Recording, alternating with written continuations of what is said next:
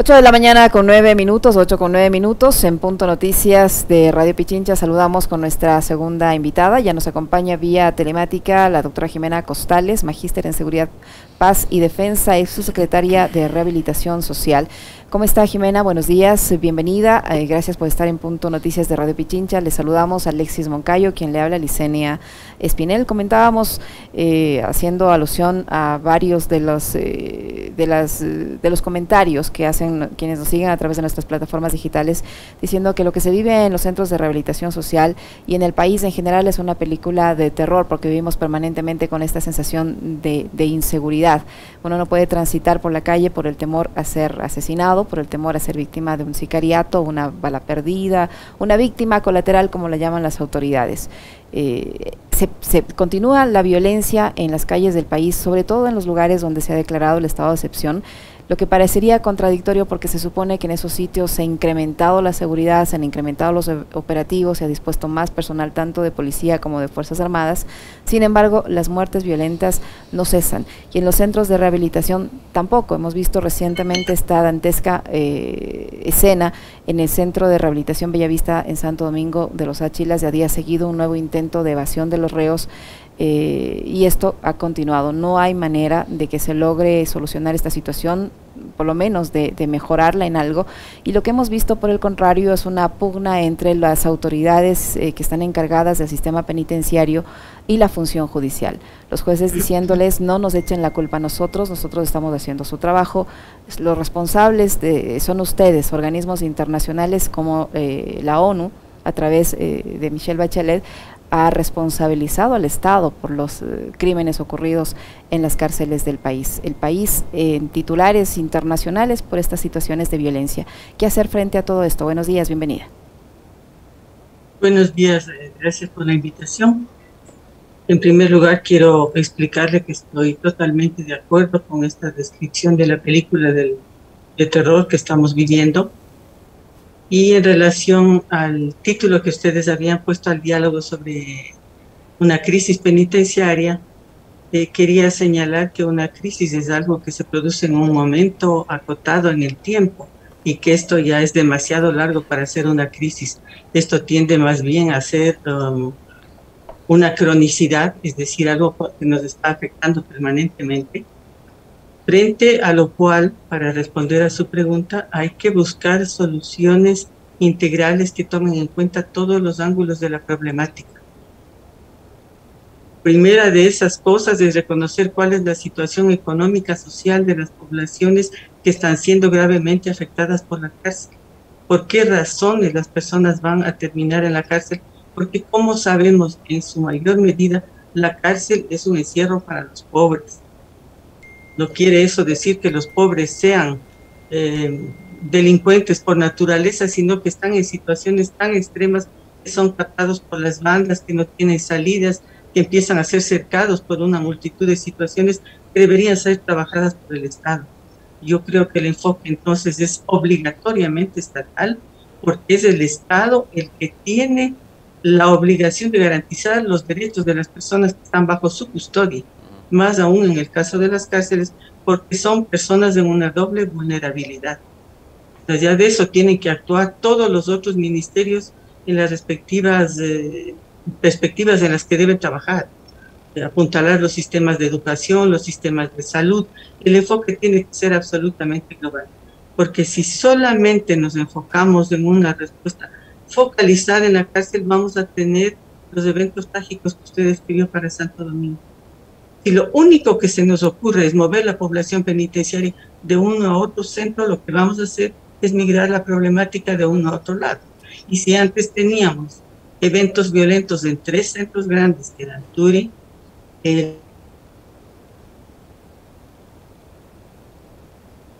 Algo pasó con la conexión de nuestra invitada de la doctora Jimena Costales, magíster en Seguridad, en Paz y en Defensa, y ex subsecretaria de Rehabilitación. Tuvimos algún inconveniente allí con su señal.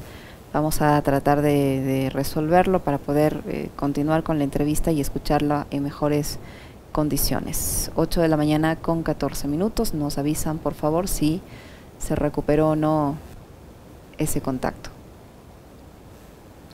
8:14, les ofrecemos disculpas por este corte. Vamos a tratar de reconectar con nuestra invitada, de mejorar esa situación de conectividad que aparentemente tiene ella y poder continuar con las declaraciones de nuestra invitada. Como les decíamos, se trata de Jimena Costales, magíster en Seguridad, Paz y Defensa, ex secretaria de Rehabilitación Social. Ella nos estaba indicando que solo el hecho de mover una parte de la población carcelaria de un centro de rehabilitación a otro no es la solución, pues lo que hace es trasladar la problemática al otro centro de rehabilitación donde sean movidos las personas privadas de la libertad. Eso no soluciona un problema que es, dice ella, estructural, Alexis.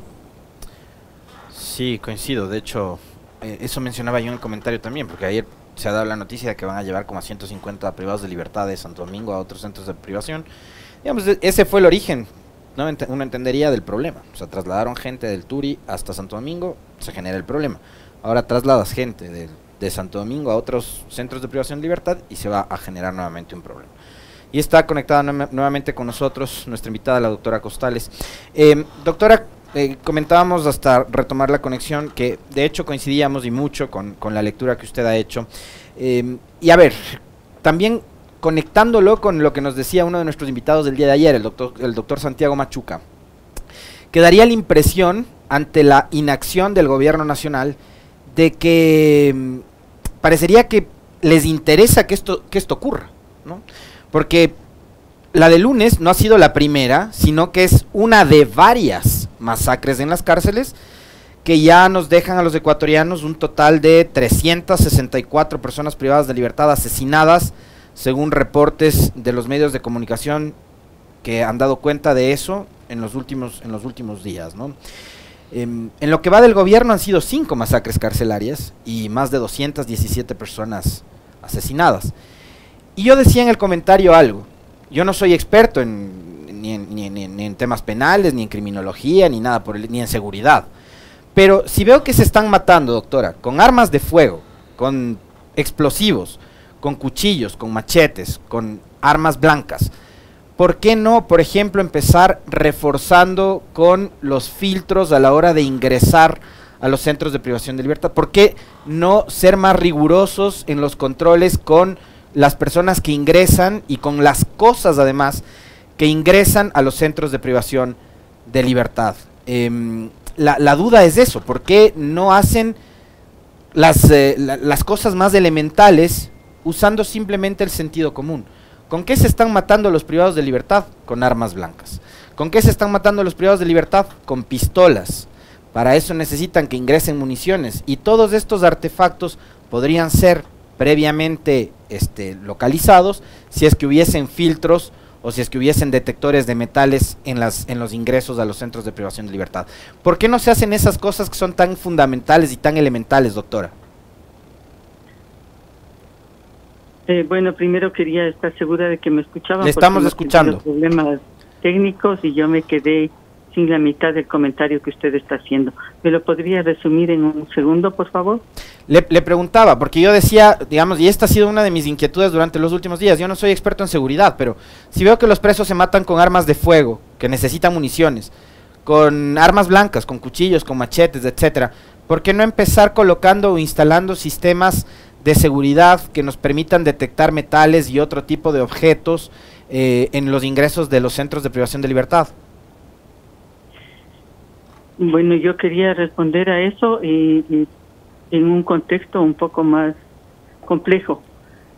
Hemos tenido en ciertas ocasiones a nivel del Estado ese tipo de tecnología que ha sido destruida en los momentos en que se dan los motines. Entonces es una cuestión que hay que ir cambiando constantemente porque es uno de los primeros sistemas que se atacan para impedir el control desde el interior. Hay que tomar en consideración eso. Y la segunda cuestión es que si es que, como en la situación actual se determina que incluso ciertos policías están facilitando el ingreso de armas, el control tiene que ser a todos los niveles, porque la corrupción está permeando las cárceles desde todos los puntos de vista posibles y entonces no podemos controlar un interior cuando desde el exterior estamos permitiendo que fluyan cosas. Eso me hace volver a mi planteamiento de que si no tenemos una mirada integral del problema desde afuera y desde todos los ángulos posibles, no vamos a poder controlar. Por eso mismo, una cuestión esencial que hay que tomar en cuenta es que debe haber la presencia de una activa sociedad civil que ayude a controlar todas las cosas, porque la cárcel está viviendo un sistema tan opaco en el que realmente no sabemos qué sucede en ningún lugar. Por otro lado, yo debo aclarar que según las normas internacionales, el consejo principal desde la perspectiva de derechos humanos, cuando se trata de la reforma penitenciaria, es que las cárceles sean manejadas por los civiles. Nosotros estamos dejando las cárceles en manos de la policía, que solo debería tener el control de la seguridad en el perímetro exterior. Entonces, como no hay presencia de la sociedad civil, no hay control de ninguna naturaleza sobre lo que están haciendo unos y otros, vamos a desatar este tipo de eventos de los que usted está hablando. De nuevo, la presencia del Estado debe ser integral y debe tener control de todos los espacios en todo momento. Ahora, doctora Costales, el gobierno ha llegado a acuerdos con organismos internacionales que incluso estaban sugiriendo una política de rehabilitación que se construyó y que fue anunciada hace varios meses por el presidente de la República con el apoyo de organismos internacionales como las Naciones Unidas, como la Unión Europea. No sabemos si se están cumpliendo esos acuerdos, si se han tomado en cuenta estos acuerdos para mejorar la política de rehabilitación, para eliminar el hacinamiento, para eliminar la corrupción, si se está invirtiendo en política pública para mejorar el sistema de rehabilitación. Todos estos elementos nos hace falta información y es evidente por los resultados, por lo que estamos viendo, que al menos o no se están haciendo o no están dando el resultado deseado. Lo que está ocurriendo en la cárcel Santo Domingo es una evidencia de ello. Mire que hubo denuncias incluso de que ni siquiera el sistema de videovigilancia estaba funcionando, lo apagaron, no sé si a propósito, para que no se grabe lo que ocurría al interior de este centro de rehabilitación. Frente a eso, ¿qué se puede decir? O sea, si hay convenios y no se cumplen, si hay dinero y no se invierte, y se deja el control de la cárcel en instituciones que están que son porosas, como la Policía Nacional, lamentablemente, no todos, pero algunos sí, y las Fuerzas Armadas, no todos, pero algunos sí, que están contaminados con hechos de corrupción evidente, porque las armas entran por algún lado y resulta que quienes están controlando esos ingresos son gente tanto de las Fuerzas Armadas como de la Policía Nacional. Frente a todos esos errores que se cometen, ¿qué se puede hacer? Hay algunos documentos que ya se han establecido que pueden ser interesantes siempre y cuando se tenga no solo un cierto número de políticas públicas, sino una estrategia nacional de seguridad. En ese marco tiene que insertarse el trabajo coherente y disciplinado en relación a los centros de privación de libertad. Existe, por ejemplo, este diseño que se hizo desde la Secretaría de Derechos Humanos de las Políticas, que de alguna manera ya recogen cosas que se hicieron antes. No es nada extremadamente novedoso. Sin embargo, ese documento, que tiene cosas interesantes y de todo, no tiene condiciones técnicas, por ejemplo, con el diseño de un cronograma en el cual se vea qué acciones ejecutan, quiénes y cuándo, bajo qué presupuestos concretos y específicos. Entonces pueden ser una serie de cosas que tenemos, pero que para concretarse en la práctica necesitan una voluntad política y una claridad estratégica sobre lo que hay que hacer. También hay un compromiso de este grupo llamado Pacto, que es una contribución importante de la Unión Europea para tratar de solucionar el problema de las cárceles. 2.5 millones. Alrededor. Estos 2,5 millones están de alguna manera orientados un poco más hacia lo que sea un manejo adecuado en el sistema judicial para que no sucedan las cosas que están sucediendo ahora, los habeas corpus a los privados de libertad que tienen posibilidad o de comprar o de presionar a los jueces, porque yo considero que la situación de algunos es que están poniendo en peligro su vida si toman una u otra decisión que no sea favorable para los privados de libertad. Entonces, todos esos mecanismos, todos estos fondos que se están poniendo a disposición del Estado deben trabajarse en una sola lógica, porque por un lado están trabajando unos, por otro lado están trabajando otros, y en la práctica, en el terreno, solo están ejecutando cosas desde la Policía Nacional. Entonces me parece que lo primero es coordinar esfuerzos, trabajar en una sola mirada y tener en cuenta que es imprescindible definir con quién nos estamos enfrentando, porque nosotros pensamos que la cosa se va a calmar porque tenemos la policía o el ejército afuera. Pensemos qué va a suceder en el momento que se retire el ejército, porque no puede estar permanentemente en esa condición. No es la tarea del ejército. Entonces, ¿qué va a suceder? Se van a amotinar todos, la cosa va a escalar a un nivel tan grande que no lo podamos manejar, porque no estamos viendo con claridad a quién enfrentamos. Estamos frente al crimen organizado transnacional. Eso significa que nosotros deberíamos tener acciones inmediatas para separar entre el 6 y 9% de personas privadas de libertad que son ligadas a esas bandas o que son muy peligrosas, y actuar inmediatamente sobre aquellos de mediana y mínima seguridad que sí pueden ser recuperados con programas que apuntan hacia la plasticidad psicológica de las personas, es decir, a la posibilidad de recuperación, de desatar niveles de resiliencia. Eso no estamos haciendo, estamos dejando a todos con todos, volviendo a mezclarles insistentemente en una desastrosa fanesca que tiene los resultados que ustedes están apuntando. Entonces, en resumen, primero una mirada estratégica desde el Estado global, comprometida, concreta. ¿Qué hacemos? ¿Quiénes? ¿Cuándo? ¿Dónde? ¿Bajo qué costos? ¿Cómo separamos a la gente? ¿De qué manera logramos apuntalar mecanismos de resiliencia y de plasticidad psicológica? ¿Cómo permitimos que la sociedad civil tenga una participación para evitar toda esta oscuridad que reina en la casa? Esos son los pasos esenciales. Para eso se requiere decisión política y también, digamos, algo de inversión. El presidente de la República en los últimos días, o cuando le ha tocado referirse a este tema, ha mencionado la posibilidad de destinar recursos. De hecho, ha mencionado en un par de ocasiones montos específicos, pero finalmente esos recursos tampoco llegan, y creo que eso parte de lo primero que yo le decía, doctora, y es la voluntad política. Sin voluntad política por parte de quienes hoy están a cargo del gobierno, pocos resultados vamos a tener. Y usted decía algo que es fundamental, y es primero definir también con saber con quién se está enfrentando el Estado en el control y el manejo de los centros de privación de libertad, porque parecería que el Estado no tiene el control de los mismos. En los centros neurálgicos en donde tenemos más problemas de violencia, no hay control del Estado. Eso ya lo están diciendo el informe de la CIDH, y así queremos escuchar a los extranjeros porque los nacionales parece que no tenemos ningún valor, pero la CIDH está diciendo, lo está diciendo el Pacto de la Unión Europea, están diciendo las Naciones Unidas, con la señora Bachelet que se ha pronunciado sobre eso. El presidente ha hablado de un presupuesto de 26 millones de dólares que estaría ligado con este diseño de políticas penitenciarias que estableció la Secretaría de Derechos Humanos.